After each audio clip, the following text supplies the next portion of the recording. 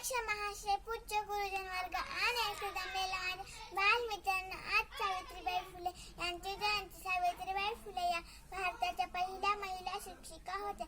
सावित्रीबाई फुले यांचा जन्म 3 जानेवारी 1831 मध्ये सातारा जिल्ह्यातील नायगाव या गावी झाला.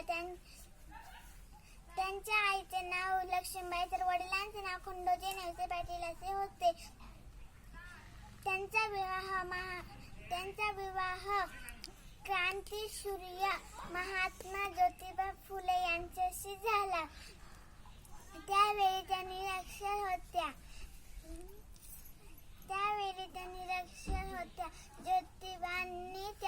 लग्नानंतर ज्योतिबांनी त्यांना लिहायला वाचायला शिकवले.